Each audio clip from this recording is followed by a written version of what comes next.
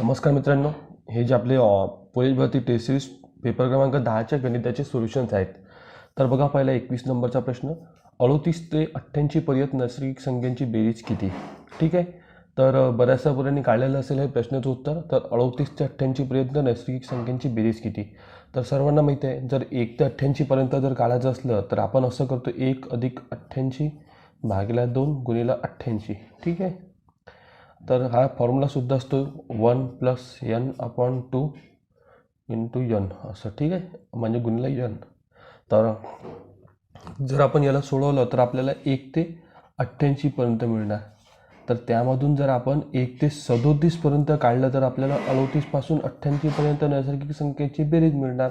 तर आपण 1 ते 37 याच्यामधून असं वजा करून टाकू. ठीक आहे, गुणिला 1 ते 37 गुणिला 37. ठीक आहे.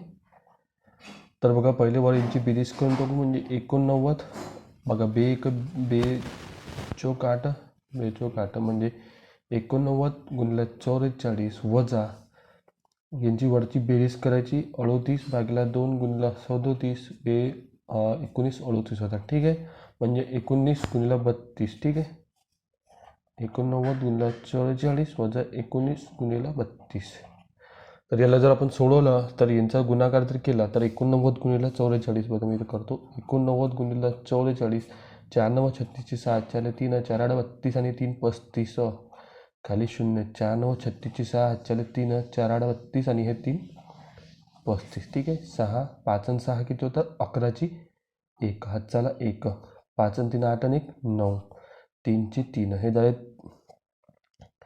3 916. त्यानंतर यांचा गुणाकार. आता तर यांचा गुणाकार इकडे लिहितो मी, 32 गुणिले 19. ठीक आहे. तर 19 दोन्ही 38 होतात म्हणून 8 लिहायचे, हातचे 3, 19 त्रिक 57 आणि हे 3 19 त्रिक 57 आणि हे 3 60. तर आता हे 608 याच्यामधून वजा करायचे. तर 608 वजा केले तर या ठिकाणी 16मधून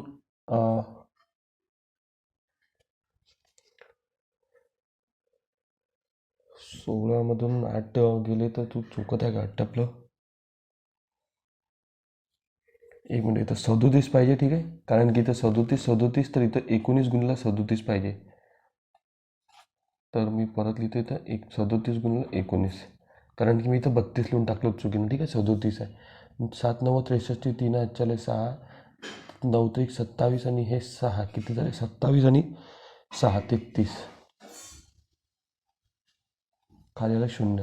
7 1 7 3 म्हणजे 3, 7 आणि 3 10 0 हातचाला 1 म्हणजे हे झाले 703. ठीक आहे. आता 703 याच्यामधून आपण जर वजा केले तर 6मधून 3 केले 3 राहिले, 1मधून 0 केलं 1 राहिलं. ठीक आहे. 9मधून 7 केले 2 राहिले, 3चे 3. ठीक आहे. 3 32 13 म्हणजे 3213 या प्रश्नाचं उत्तर आहे. ठीक आहे, ऑप्शनमध्ये दिलेलं असेल. का पुढचा प्रश्न, दोन संख्या 6x व 8x आहेत तर त्यांचा मसावी 14 लसावी 168 आहे, तर x बरोबर किती. आता जर हे मसावी लसावी नाही दिलेलं असतं तरी आपल्याला काढता आलं असतं. लसावी आणि मसावीवरून संख्या काढता येते. ठीक आहे, लसावी भागेला मसावी करायचं आणि जे अवयव होते त्याची 2 अवयव पळायचे आणि याला गुणायचं. ठीक आहे, तरी आपण करून टाकू. ठीक आहे.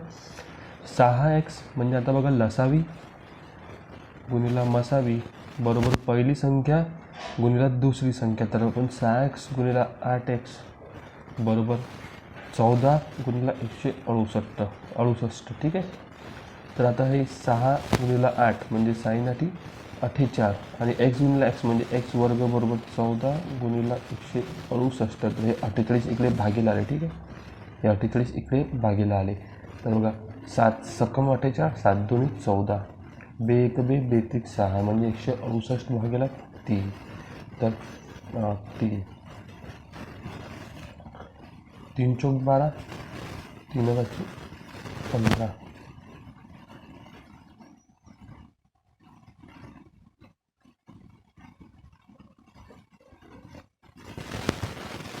7 2 14, 7 2 14, 7 ठीक आहे. 1 मिनिट इकडे भाग नाही त्यांना. ठीक आहे बघा, 6 8 48 आणि हे x वर्ग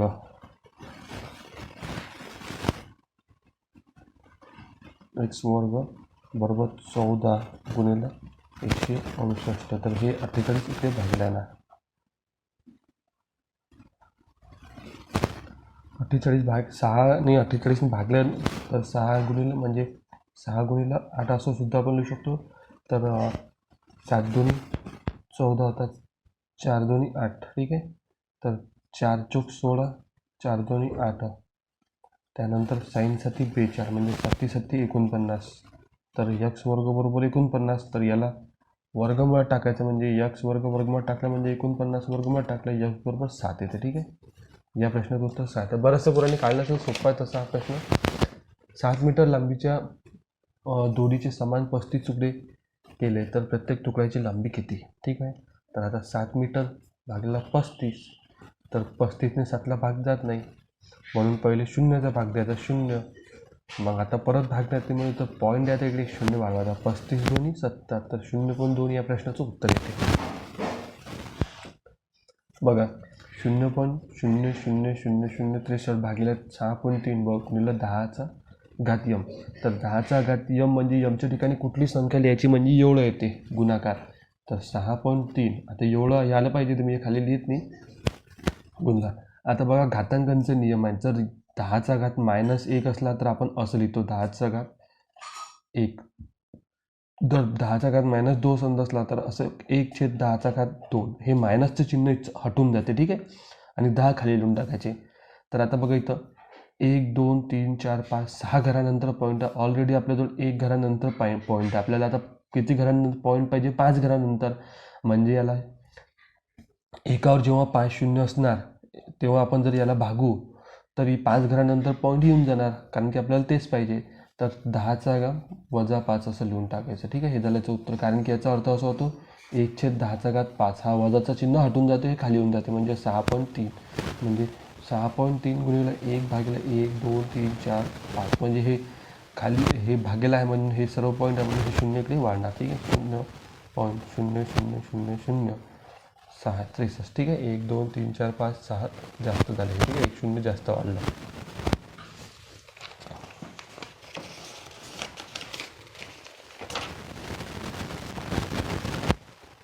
बघा हार्दिककडे जेवढ्या चादरी आहेत त्याची दुप्पट किंमत प्रत्येक चादरीची आहे. तर हार्दिककडे समजा यक्स चादरी आहे आणि प्रत्येक चादरीची किंमत त्याच्या दुप्पट आहे. तर 18,432 रुपयात 18,432 रुपयात किती चादरी येतील. म्हणजे त्याच्यावर समजा यक्स चादरी तर याची दुप्पट चादरीची किंमत आहे म्हणजे 2 यक्स. तर 18,432 रुपयात किती चादरी येतील. ठीक आहे. 18,000 याला सोडवायचं. यक्स गुणिले एक्स म्हणजे 2x वर्ग बरोबर 18,432. 18,432 2 इकडे गुणिला भागीला करून टाकायचे. ठीक आहे. हे 2 9 2 18 परत इथं 9 2 18 केला आपण. परत इथं 2चा भाग जातो. त्यानंतर परत 0चा भाग द्यायचा. त्यानंतर 32. तर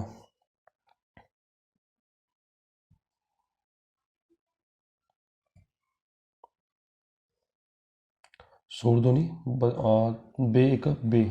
परत इथं 1 उरतो. बे सकम 12 म्हणजे 9 2 1 0 उरतात. ठीक आहे. तर यक्सचा वर्ग बरोबर हे. तर यातला आता वर्गमुळात करून टाकायचं असं आणि याला वर्गमुळात म्हणजे यक्स बरोबर वर्गमुळात 9 2 0 1 6. आता याचं वर्गमूळ काढायचं. तर बघा इकडे वर्गमूळ काढू आपण याचा 9 2 0 1 6. ठीक आहे. तर 0 9 2 1 6 1 मिनटं इकडे हे 0 नाही येणार. ठीक आहे. डायरेक्टच भाग जातो याला. 9,216 याचा वर्गमूळ काढायचा. आता 9,216. तर बघा याचा वर्गमूळ काढायचा. 2 2 घराचे करायचे. तर पहिले 9 9 81 म्हणून पहिले 9चा भाग द्यायचा. तर इथं सुद्धा 9 लिहायचे, इथं 81 लिहायचे. ठीक आहे. कारण की याच्यापेक्षा लहान संख्या लिहायची. तर बघा 2 मधून 1 गेले, 9 मधून 1 गेले 11 राहतात. इथं 9 लिहायचे आणि यांची दोघांची बेरीज 9 9 18 होतात. तर इथं सुद्धा तोच अंक लिहायचा जो अंक इथं लिहिणार आणि यांचा गुणाकार एवढा आला पाहिजे. तर आता बघा इथं 6 आहे. 6 6 36 केलं म्हणजे येते. तर 6 6 लिहून टाकायचं. 6 6 केल्यानंतर एवढं होऊन जातं. ठीक आहे. तर याचं उत्तर 96 आहे. सोपा प्रश्न होता हा. बऱ्याचशा पोरांनी काढला असेल. बघा खालचा प्रश्न. एका परीक्षेत विद्यार्थ्यांचे सरासरी गुण 63 आहे. एका परीक्षेत विद्यार्थ्यांचे सरासरी गुण 63 प्रत्येक पेपराला होते, म्हणजे प्रत्येक पेपराला त्याला 63 गुण होते. जर त्याला भूगोलात 20 गुण वाढवून व दोन गुण इतिहासात वाढवलं तर त्याचं पेपराचे सरासरी गुण 65 होतात. तर त्याच परीक्षेत एकूण विषय किती होते? ठीक आहे, विषय काढायचे आहे. तर हा प्रश्न दिसतो मोठा पण आहे खूपच सोपा हा प्रश्न. ठीक आहे, तर आता बघा, एका परीक्षेत प्रत्येक विद्यार्थ्याचे सरासरी गुण 63 होते. समजा विषय यक्स आहे. जर आपण यक्स गुणिला 63 केलं, यक्स गुणिला 63 केलं तर आपल्याला एकूण गुण मिळतात. ठीक आहे, आपल्याला एकूण गुण मिळतात. आणि त्यानंतर त्यांनी म्हटलं होते, जर त्याला भूगोलात 20 गुण आणि इतिहासात 2 गुण वाढवले, म्हणजे त्याला किती गुण वाढवतो आपण? 22 गुण वाढवत आहोत. तर त्याच्या पेपराचे सरासरी गुण 65 होतात. म्हणजे जर यक्स वजा यक्स गुणिले 63 म्हणजे पहिल्याचे पूर्ण एकूण गुण होते आणि हे 22 गुण वाढवल्यानंतर एक्स गुणिले 65 म्हणजे वाढवल्यानंतरचे गुण. तर यामधून यक्स गुणिले 65 वजा यक्स गुणिले 63 केलं तर आपल्याला 22 मिळायला पाहिजे. तर 65 यक्स वजा 63 यक्स म्हणजे 2 यक्स राहतात, 2 यक्स बरोबर 22. तर यक्स बरोबर एक लिहितो, यक्स बरोबर 22 भागिले 2 म्हणजे यक्स बरोबर 11. ठीक आहे, समजून घ्या, लक्षात ठेवू. त्याला एकूण गुण समजा 63 गुणिले यक्स केलं तर त्याला एकूण जे गुण मिळाले होते ते भेटणार. मग त्याला 20 आणि 2 22 गुण वाढले. तर 22 गुण वाढले तर त्याची सरासरी 65ने वाढली. म्हणजे 65 गुणिले यक्स केलं तर वाढल्यानंतरचे गुण मिळाले, कारण की त्याचे विषय तर यक्सच राहणार, विषय थोडं ना वाढले त्याचे. तर 65 यक्स म्हणजे 65 गुणिले यक्स म्हणजे त्याचे आताचे एकूण गुण वाढल्यानंतरचे वजा आपण पहिलेचे एकूण गुण काढले तर आपल्याला 22 यायला पाहिजे. तर आपण असंच लिहिलं. ठीक आहे, 65 यक्स वजा 63 एक्स बरोबर 22. ठीक आहे, सोपा प्रश्न आहे अतिशय. हा बघा, नंतरचा प्रश्न, 22/35 गुणिले 49% म्हणजे 49 भागिले 100. ठीक आहे, 100 असेच राहू देते, मग नंतर पॉईंट लावून द्यायचं. बघा, 7×5 35, 7×7 49, 7×2 14ची 4, हातच्या 1, 7×2 14 आणि 1 15, 15 154 भागिले 5 गुणिले 100. तर बघा, 5×3 15, 5 0 0, कारण की भाग जात नाही, पॉईंट द्यायचं तर 0 8 5 8 40 म्हणजे 30.8 भागिले 100. आता बघा, 1 2 0 म्हणून 2 करा, नंतर पॉईंट वाढवून जाते, 1 2 पॉईंट इथे देऊन जातं म्हणजे 0.308. हे झालं प्रश्नाचं उत्तर. ठीक आहे, बघा, एका दुकानदाराने 25 रुपये शेकड्या दराने 25 डझन संत्रे विकत घेतले. म्हणजे आता 25 रुपयात 100. ठीक आहे, 25 रुपयात शेकडा म्हटला, म्हणजे शेकडा म्हणजे 100, 25 रुपयात शेकडा म्हणजे 25 रुपयात 100 या दराने, म्हणजे 25 रुपयात 100 या दराने 25 डझन, म्हणजे एका दरामध्ये 25 डझन, 25 गुणिले 12, 12 म्हणजे 700, त्याला 5 गुणिले 24 आणि हे 300, म्हणजे त्याने 25 डझन संत्री म्हणजे त्याने 300 संत्री विकत घेतली. तर एका म्हणजे 25 रुपयात 100 संत्रीची किंमत 25 रुपये, तर 300ची किती होणार? ठीक आहे, तर 300 भागिले जर 25 केलं तर किती येते? 300 भागिले 25 नाही करायचं. ठीक आहे, 100 संत्रीची किंमत 25 रुपये, तर 300 भागिले 100 केलं तर 3 येते, 3 गुणिले 25 म्हणजे 75 रुपयाची त्याने संत्री घेतली. ठीक आहे, 25 डझन संत्रीची किंमत झाली 75 रुपये व ती 32 रुपये शेकडा याप्रमाणे या दराने विकली.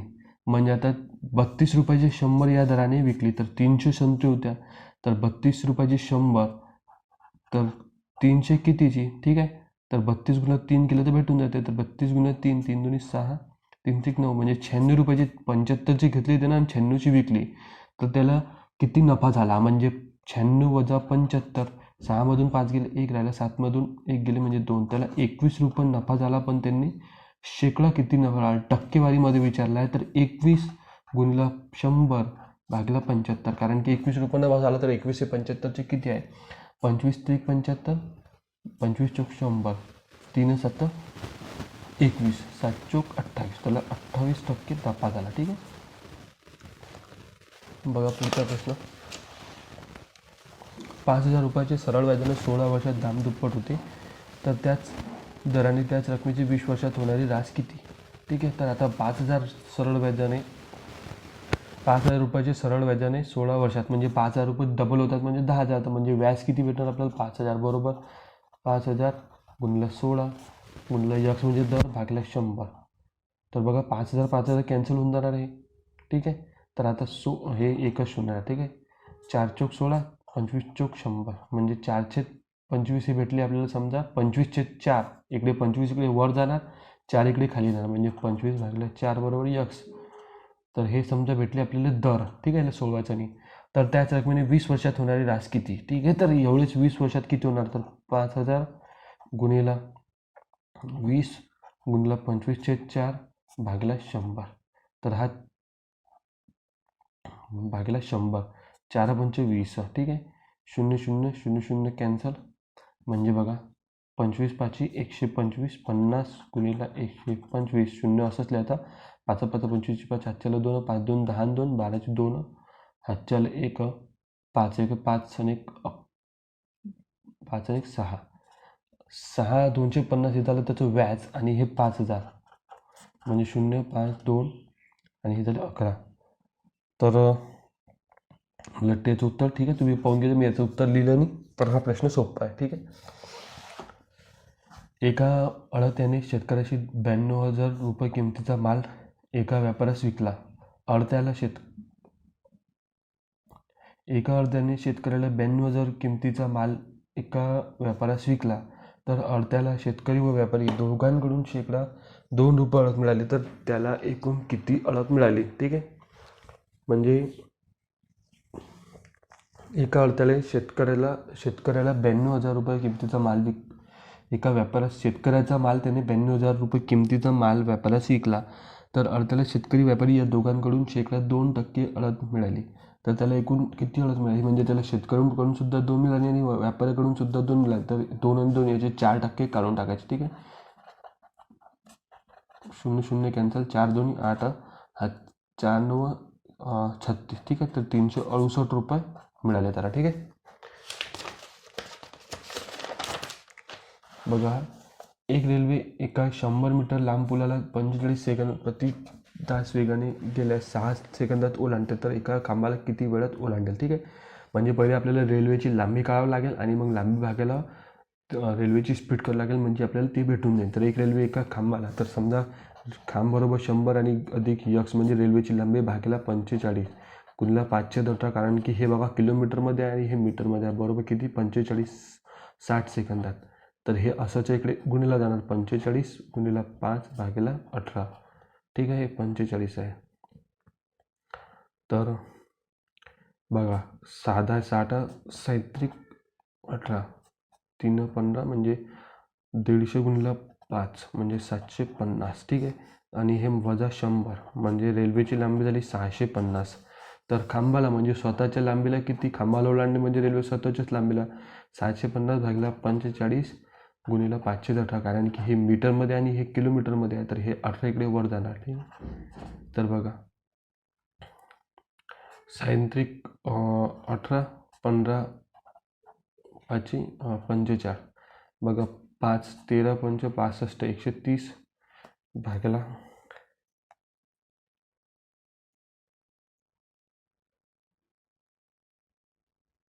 ठीक आहे. 130 भागेला, ठीक आहे, मी इकडे लिहितो. हे बघा 5 तर 130 गुणिला 6 भागेला हे 15, 3 2 6 3 5 15, 5 2 10, परत इथं 3 होतात, 5 6 30 म्हणजे हे झाले 26 गुणिला 2, 3 6 2 18 8, 6 2 12 2 हातच्याले 1 2 2 4 आणि 5. तर 52 सेकंदामध्ये ते ओलांडेल, ठीक आहे. काही माणसे एका 80 दिवसात पूर्ण करतात. समजा काही माणसे यक्स माणसे 80 दिवसात पूर्ण करतात. जसं M1 गुणिला D1 बरोबर M2 गुणिला D2चा जो फॉर्म्युला असतो तोसाठी काय करतात. जर 3 माणसं कमी झाली तर काम संपण्यासाठी 20 दिवस जास्त लागतात. म्हणजे यक्स काही माणसे म्हणजे यक्स माणसे, तर 3 माणसे कमी यक्स वजा 3, तर 20 दिवस कमी 20 दिवस जास्त लागतात. म्हणजे 80पेक्षा 20 दिवस म्हणजे 100 दिवस लागतात. तर सुरुवातीला किती माणसं म्हणजे आपल्याला यक्स काढायचं आहे, तर याला सोडून टाकायचं म्हणजे यक्स निघते. म्हणजे हे झाले 80 यक्स, 80 80 यक्स, 100 यक्स वजा 300, ठीक आहे. 100 याला गुणलं तर इकडे 100 यक्स बघा, इकडे काहीच नाही म्हणजे अधिकचं चिन्ह इकडे गेलं म्हणजे वजा होते. तर 80मधून वजा 100 केलं तर 20 एक्स वजा 300, तर एक्स बरोबर वजा 300 भागला वजा 20, ठीक आहे. तर कारण की इकडे भागला जात आहे 0 0 15, तर हे झालं याचं उत्तर 15 माणसं लागणार आहे, ठीक आहे. 3 नळ ए बी व सी टाकी 10 मिनिटात भरतात. 5 मिनिटानंतर नळ सी बंद केला, तर आता तिघा नळांनी मिळून किती 10 मिनिटात भरा म्हणजे 5/10, तर त्यांनी 1/2 टाकी 5 मिनिटात भरली. कारण की 5 मिनिटानंतर नळ सी बंद केला, म्हणजे तिघही नळ ए बी सी 5 मिनिटापर्यंत चालू होते. तर 5 मिनिटात त्यांनी एक टाकी 10 मिनिटात भरतात, तर 5 मिनिटात ते 5/10 भाग भरणार, म्हणजे 5 1 5 5 2 10, म्हणजे त्यांनी 1/2 टाकी भरली. तर ए व बी नळ ती टाकी 20 मिनिटात भरतात, तर एकटा सी नळ ती टाकी किती वेळात भरेल, ठीक आहे. तर आता राहिलेली टाकी किती आहे, अर्धी टाकी राहिलेली, 1/2 टाकी ए व बी नळ 20 मिनिटात भरतात. तर पूर्ण एक टाकी किती मिनिटात भरतात, जर आपल्याला माहीत झालं पूर्ण एक टाकी किती मिनिटात भरतात, तर आपण या 10मधून या तिघांमधून वजा केलं तर आपल्याला सीचं भेटून जाईल. तर पूर्ण एक टाकी किती मिनिटात भरतात, तर तर बघा 20 तिरपा गुणाकार करायचा, म्हणजे 20 गुणिले 1 भागिले 1/2, हे 2 वरती जाणार, म्हणजे हे झालं 40 मिनिटात ते भरतात. तर 1/10 वजा 1/40 केलं, तर इथं सुद्धा गुणिले 4 आहे, तर इथं सुद्धा गुणिले 4, म्हणजे 4 वजा 1 भागिले 40, म्हणजे 3/40, ठीक आहे. तर 40/3 याला सोडवायचं, तर 3 1 3, परत इथं 1 उरतो, 3 3 9, परत इथं 1 उरतो, इथं त्याचं पॉईंट इथं वाढवायचं 0, 3 3 9, म्हणजे हे 3.3 असं चालूच राहते. तर 3.3 याचं उत्तर आहे, ठीक आहे. हां, खालचा प्रश्न बाकी आहे. 4 संख्या प्रमाणात आहे, ठीक आहे. म्हणजे अशा 4 संख्या आहे, समजा अशा 4 संख्या आहे, एक इकडे आहे, एक इकडे, एक इकडे, एक इकडे, एक इकडे. तर अंतपदे 2 व 54 आहे, म्हणजे असं बघा 1 2 3 4. तर अंतपदी म्हणजे हे झालं एक अंतपद, हे झालं एक अंतपद, म्हणजे 2 व 54 आहे. आणि हे झाले मधातले पद आहेत. तर मध्यपदांपैकी एक पद दुसऱ्या पदांच्या तिप्पट आहे, तर मध्यपदे कोणती, ठीक आहे. तर आता बघा ऑप्शनमध्ये जाऊन असं बघायचं की 2ला कितीने गुणलं तर पुढची संख्या आहे, आणि पुढच्या संख्येनं सुद्धा त्याच संख्येने गुणल्यावर ही संख्या आली पाहिजे, हे सुद्धा या संख्येने गुणलं. तर 2 गुणिले 3 केलं तर 6 येते, 6 गुणिले 3 केलं तर 18 येते, 18 गुणिले 3 केलं तर 54 येतं. तर मध्यपदे 6 व 18 आहे, ठीक आहे. अंत्यपदे म्हणजे हे 2 आणि मध्यपदे म्हणजे हे 2, आणि प्रमाणात आहे, म्हणूनच या संख्येला या संख्येने गुणल्यावर ही संख्या आली पाहिजे, यालाच म्हणतात प्रमाणात असते. पिंटू आणि चिंटू यांच्या आजच्या वयाचे गुणोत्तर 3:4 आहे.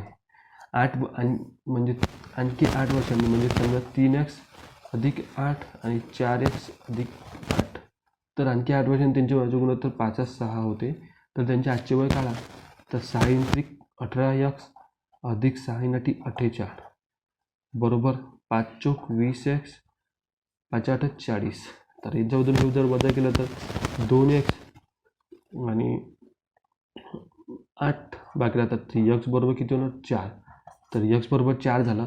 तर त्यांच्या आजच्या वयांचे गुणोत्तर 3:4 आहे, म्हणजे 3 चोक 12, 4 चोक 16. तर चिंटूचे झाले 12 आणि याचे झाले 16, कारण की 3:4 पिंटूचे 12 होणार आणि चिंटूचे किती होणार 16 होणार. तर पिंटूचे विचारला तर पिंटूचे 12, ठीक. एका दंडगोलाची तळाची उंची व तळाच्या व्यासाच्या दुप्पट आहे, म्हणजे असं दंडगोल असतो.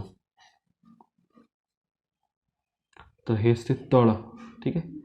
तर तळ म्हणजे याला एका दंडगोलाची तळाची उंची, तर तळाची उंची म्हणजे हे उंची याची घ्या किंवा याची उंची त्याच्या व्यासाच्या, हे जे व्यास असते व्यासाच्या दुप्पट आहे. तर तळाची त्रिज्या 14 आहे, म्हणजे 14 आणि 14 किती झालं, व्यास झालं 28, तर उंची म्हणजे हाईट झाली त्याची 56. 28 × 2 म्हणजे 28, 28 चले काय, ठीक आहे. 56 आहे हाईट त्याची, म्हणजे हे झालं 56, हे झालं 14.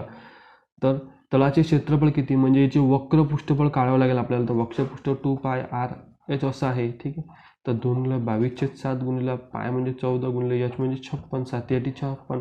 तर याला सोडवतं खूप मोठं येते ना, ऑप्शनमध्ये मला वाटतं खूप लहानचं उत्तर दिलेलं होतं. तर हा प्रश्न मला वाटतं बहुतेक चुकला असेल, तुम्ही काढून घ्या, ठीक आहे. तुम्ही बघून घेता, हा प्रश्न मला वाटतं चुकीचा आहे, ठीक आहे, किंवा माझा आय थिंक चुकू शकते. एक घोडा 20 मीटर लांबीच्या दोरीने एक ठिकाणी बांधला आहे. समजा असा घोडा इथं बांधला आहे, त्याची इथं बांधला आहे आणि इथं घोडा उभा आहे, त्याची 20 मीटर लांबीची दोरी आहे. तर भागामध्ये चढू शकेल त्या भागाचे क्षेत्रफळ काढा. तर एवढ्या भागाचे क्षेत्रफळ, तो ज्या भागामध्ये चढू शकेल त्या भागाचे क्षेत्रफळ काढा. तर क्षेत्रफळचं सूत्र आहे 2 पाय आर वर्ग, ठीक आहे, म्हणजे 22/7 गुणिले 20 गुणिले 20. तर याला सोडवायचं 0 0 0 0 2 4, ठीक आहे. तर याला 4 2 8 4 2 8 भागला 7 7 7 1 7, परत इथे 1 होतो, 7 2 14, परत इथं 4 होतात, 7 5 35, परत इथं 5 होतात, 7 7 49, परत 7 7 49, तर इथं 7 7 49, परत इथे 1 उरतो, इथं त्याचा पॉईंट होता 7 1 7, परत 3 उरतात, तर शून्य वाढवतात 7 चौक 28. तर ठीक आहे, असंच 57.14 असं पॉईंटमध्ये येतच राहते पुढं, पण आपल्याला इकडचंच काम आहे. तर 1257 येतं उत्तर आहे. मला वाटते 1256 दिला आहे ऑप्शनमध्ये, ठीक आहे. 1257 आला तसं. एक 12.5 रिममध्ये एकूण किती कागद असतात? तर एका रिममध्ये 500 असतात, तर 12.5 रिममध्ये 6500 कागद येणार, ठीक आहे. तर 6000 सुद्धा असू शकते ऑप्शनमध्ये, ठीक आहे. तर इथं 12 करून टाकायचं, ठीक आहे. तर 12 रिममध्ये मग 6000 येणार. 1 ते 150 मधील सर्व विषम संख्यांची बेरीज किती? ठीक आहे. तर 1 ते 150 मध्ये सर्व विषम संख्यांची बेरीज किती? तर आपल्याला मिळते क्रमाने येणार विषम संख्या जर 20 असेल, तर याची जर आपल्याला बेरीज काढायची असेल तर आपण 20चा वर्ग करतो, कारण की विषम संख्या जेवढ्या विषम संख्या काढायचे क्रमाने विषम संख्या, तर त्यांचा वर्ग करून टाकायचा. तर 1 ते 150 मध्ये किती विषम संख्या येतात? तर विषम संख्या 2ने वाढते, ठीक आहे. प्रत्येक विषम संख्या 2ने वाढते. तर 150 भागिले 2 केलं म्हणजे 75. तर समजा 1 ते 150 मध्ये समजा आहेच 75 विषम संख्या, तर 75चा वर्ग म्हणजे 75 गुणिले 75. 5 5 25 5 हातच्याले 2 5 7 35 आणि हे 2 37, खाली दिला 0 7 5 35 5 हातच्याले 3 7 2 7 7 49 आणि हे 3 म्हणजे 52 5 7 5 12चे 2 हातच्याले 1, हे झालं 6 5, ठीक आहे. 56 25 म्हणजे 5625 एवढ्या यामध्ये विषम संख्या आहेत. यामधील विषम संख्यांची बेरीज आहे. खालचा प्रश्न होता, एका वहीची किंमत पेनाच्या किमतीपेक्षा 5 रुपये जास्त आहे. समजा आता एका वहीची किंमत, समजा आता वहीची किंमत यक्स आहे, तर पेनाची किंमत किती होणार? वहीची किंमत पेनाच्या किमतीपेक्षा म्हणजे पेनाची किंमत x वजा 5 होणार, ठीक आहे. तर 4 पेन, आता पेनाची किंमत 4, तर x वजा 5 अधिक 5 वह्यांची किंमत म्हणजे अधिक 5 वह्यांची किंमत किती होणार? मग वहीची किंमत यक्स आहे, यक्स बरोबर वही, तर पेन बरोबर x वजा 5 होणार, कारण की वहीची किंमत पेनाच्या किमतीपेक्षा 5ने जास्त आहे, म्हणजेच पेनाची किंमत वहीपेक्षा 5 रुपये कमी आहे. अधिक 5x बरोबर 88, ठीक आहे. हे बघा किंमत 88 रुपये. त्याला सुरुवात 4x वजा 20 अधिक 5x बरोबर 88. आता हे वजा 20 इकडे गेले म्हणजे अधिक होणार, तर हे झालं 108. 5 आणि 4 9x बरोबर 108. तर 108 भागिले 9x बरोबर 9 9 1 9, त्याला 1 9 2 18 म्हणजे x बरोबर 12. तर x बरोबर आपण वहीची किंमत घेतली 12, यांनी विचारली पेनाची किंमत काढा. तर 12 वजा 5 केलं आपण, तर पेनाची म्हणजे पेनाची किंमत 12 वजा 5 बरोबर किती? 7 रुपये, ठीक आहे. ठीक आहे मित्रांनो, तर हेच आपले गणिताचे प्रश्न झाले. धन्यवाद मित्रांनो, थँक्यू फ्रेंड्स.